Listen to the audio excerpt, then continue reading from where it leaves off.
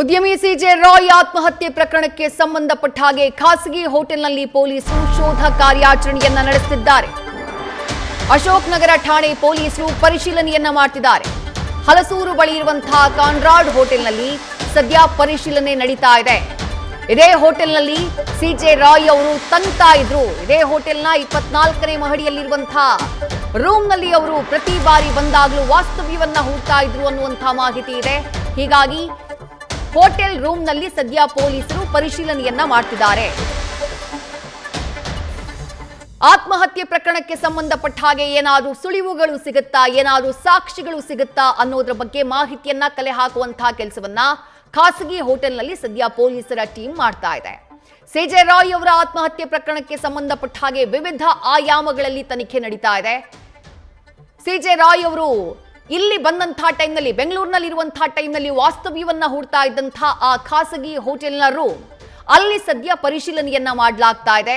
ಆ ರೂಮ್ನಲ್ಲಿ ಏನಾದರೂ ವಸ್ತುಗಳು ಇದೆಯಾ ಸಿಜೆ ರಾಯ್ ಅವರಿಗೆ ಸಂಬಂಧಪಟ್ಟಿದ್ದು, ಅದು ಡೈರಿ ಇರಬಹುದು ಅಥವಾ ಬೇರೆ ಏನಾದರೂ ವಸ್ತುಗಳಿರಬಹುದು. ಆ ವಸ್ತುಗಳ ಮೂಲಕ ಸಿಜೆ ರಾಯ್ ಅವರ ಆತ್ಮಹತ್ಯೆಗೆ ಏನಾದರೂ ಸಾಕ್ಷಿಗಳು ಲಭ್ಯವಾಗುತ್ತಾ, ಆ ಬಗ್ಗೆ ಸದ್ಯ ಪರಿಶೀಲನೆಯನ್ನ ಮಾಡಲಾಗ್ತಾ ಇದೆ, ತನಿಖೆಯನ್ನ ಮಾಡಲಾಗ್ತಾ ಇದೆ.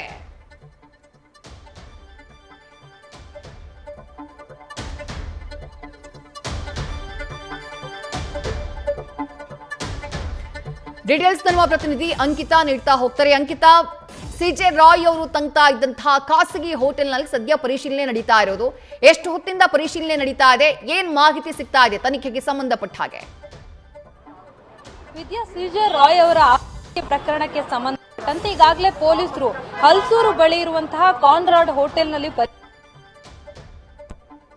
ಕೂಡ ಹೋಗಿರುವಂತದ್ದು. ಅಲ್ಲಿ ಕುಟುಂಬಸ್ಥರ ಸಮ್ಮುಖದಲ್ಲಿ ಯಾವಾಗ್ಲೂ ಅವರು ಉಳಿತಾ ಇದ್ದಂತಹ ರೂಮ್ ನಲ್ಲಿ ಪರಿಶೀಲನೆ ಮಾಡಿ ಒಂದಷ್ಟು ಡಾಕ್ಯುಮೆಂಟ್ಸ್ ಎವಿಡೆನ್ಸ್ ಗಳನ್ನ ಪಡೆದುಕೊಂಡು ವಾಪಸ್ ಆಗಿರುವಂತದ್ದು.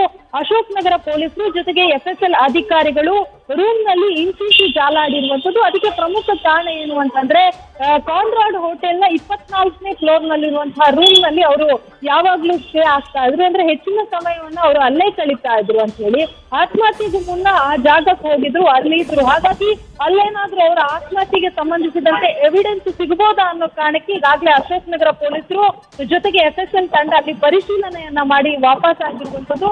ಮುಂದಿನ ದಿನಗಳಲ್ಲಿ ಈ ಒಂದು ಪ್ರಕರಣಕ್ಕೆ ಸಂಬಂಧಪಟ್ಟಂತೆ ಪೊಲೀಸರು ತನಿಖೆಯನ್ನ ಮಾಡುವಂತಹ ಸಂದರ್ಭದಲ್ಲಿ ಏನಾದ್ರೂ ಎವಿಡೆನ್ಸ್ ಸಿಕ್ಕಿದ್ರೆ ಅವರಿಗೆ ತನಿಖೆಗೆ ಅದು ಸಹಾಯವನ್ನ ಮಾಡುತ್ತೆ. ಆ ನಿಟ್ಟಿನಲ್ಲಿ ಈ ಒಂದು ಪ್ರಕರಣಕ್ಕೆ ಸಂಬಂಧಪಟ್ಟಂತೆ ಬೇಕಾದಂತಹ ಎಲ್ಲಾ ಎವಿಡೆನ್ಸ್ ಗಳನ್ನ ಸಂಗ್ರಹ ಮಾಡಿದ್ದಾರೆ. ಜೊತೆಗೆ ಕೇವಲ ಕಾನ್ರಾಡ್ ಹೋಟೆಲ್ ಮಾತ್ರವಲ್ಲ, ಕಾನ್ಫಿಡೆಂಟ್ ಕಚೇರಿಗೂ ಕೂಡ ಈಗಲೂ ಕೂಡ ಪೊಲೀಸರು ಬಂದು ಮತ್ತೆ ಪರಿಶೀಲನೆಯನ್ನ ಮಾಡ್ತಾ ಇರುವಂತದ್ದು.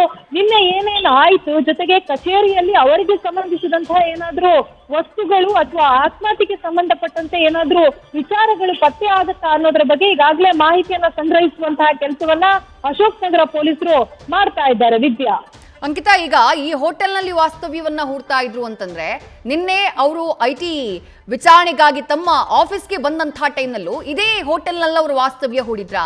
ಈ ಹೋಟೆಲ್ಗೆ ಯಾರ್ಯಾರು ಬರ್ತಾ ಇದ್ರು, ಯಾರ ಜೊತೆ ಇಲ್ಲಿ ಬಿಸ್ನೆಸ್ ಮೀಟಿಂಗ್ ಆಗ್ತಾ ಇತ್ತು, ಇದೆಲ್ಲವೂ ಕೂಡ ತನಿಖೆಯ ಭಾಗ ಆಗುತ್ತಲ್ವಾ ಅಂತ ಹೇಳಿ ಅಂಕಿತಾ? ಖಂಡಿತವಾಗ್ಲು, ಯಾಕಂದ್ರೆ ಇವರು ತುಂಬಾ ದೊಡ್ಡ ಉದ್ಯಮಿ ಆಗಿರೋದ್ರಿಂದ ಬೇರೆ ಬೇರೆ ಉದ್ಯಮದಲ್ಲಿ ತನ್ನನ್ನ ತಾನು ತೊಡಗಿಸಿಕೊಂಡಿದ್ರು. ಹಾಗಾಗಿ ಬಿಸ್ನೆಸ್ ಮೀಟಿಂಗ್ ಅಥವಾ ಅವರ ಇವೆಂಟ್ ಮೀಟಿಂಗ್ ಗಳನ್ನೆಲ್ಲ ಹೆಚ್ಚಾಗಿ ಹೋಟೆಲ್ ನಲ್ಲೇ ಮಾಡ್ತಾ ಇದ್ರು. ಹಾಗಾಗಿ ತನಗೆ ಈಸಿ ಆಗ್ಲಿ ಅಂತ ಹೇಳಿ ಅಲ್ಲೇ ಕಾನ್ರಾಡ್ ಹೋಟೆಲ್ ನಲ್ಲಿ ಅವರು ಸ್ಟೇ ಆಗ್ತಾ ಇದ್ರು.